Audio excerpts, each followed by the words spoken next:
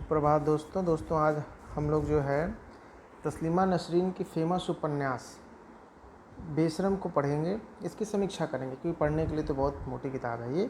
देखिए, ये नॉवेल जो है दोस्तों, ये लज्जा उपन्यास की उत्तर कथा भी कही जाती है। जैसे कि आप लोग तस्लीमा नसरीन को जानते ही हैं।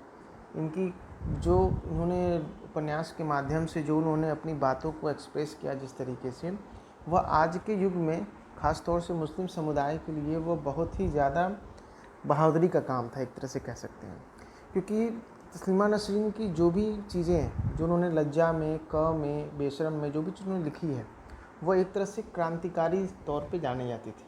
क्योंकि मुस्लिम समुदाय के बारे में कुछ भी लिखना बोलना ये बहुत ही मुश्किल काम माना जाता है।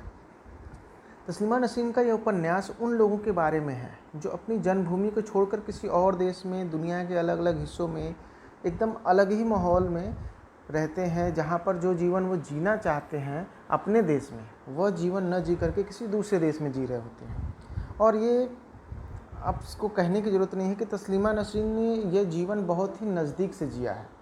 क्योंकि आपको जैसे पता है कि उनकी नावल को लेकर बड़ा शोर हुआ था और उनको बांग्लादेश से देश निकाला दे दिया गया था और भारत में भी कुछ समय तक उनको आने के लिए मनाही थी।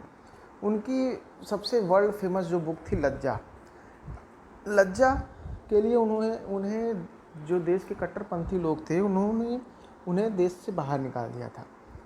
और लज्जा का जो है ये उत्तर कथा कहा जाता है बेशरम, क्योंकि उन्होंने जिस तरह की चीज़ों को उन्होंने झेला था अपने जीवन में, उन्होंने उस चीज़ों को इतने बेहतरीन ढंग से बताया। हालांकि कुछ लोग उनके ऊपर वल्गैरिटी का भी आरोप लगाते हैं, लेकिन देखिए, कोई भी चीज़ें वल्गर आपके लिए तभी होती हैं जब आप उस चीज़ को फेस नहीं किए रहते हैं।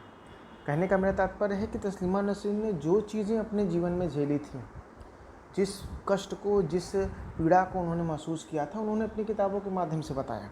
क्योंकि उनके पास और कोई भी ऑप्शन नहीं था। क्योंकि अगर आप कहा जाता है ना कि लेखक के मर्म को छूने वाली जो बातें होती हैं लेखक के, वह तभी हमको समझ में आती हैं जब हम उसकी चीज़ों को सोच समझ के पढ़ते हैं, ये सोच के नहीं कि हम किस धार्मिक समुदाय से बिलोंग करते हैं, ऐसा कुछ नहीं।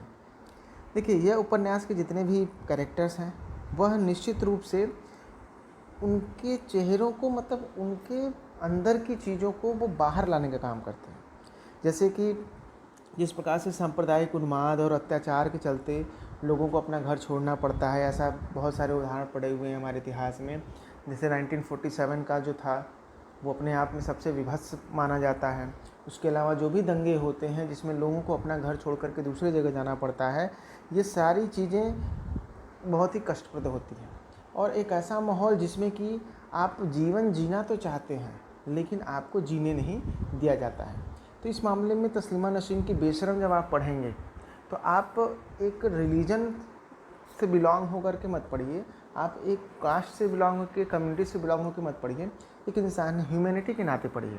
तो आपको समझ में आएगा कि इनकी ये इतनी बेहतरीन नावल है।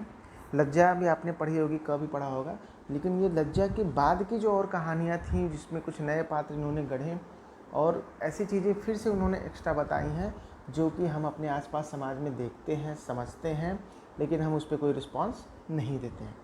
तो मेरे हिसाब से ये इनकी बहुत ही बेहतरीन नावल है और आप पढ़ना चाहते हैं तो इसे ज़रूर पढ़िए।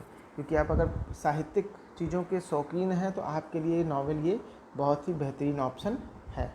धन्यवाद दोस्तों। अब मैं यहीं पे अपना वीडियो समाप्त करता हूँ।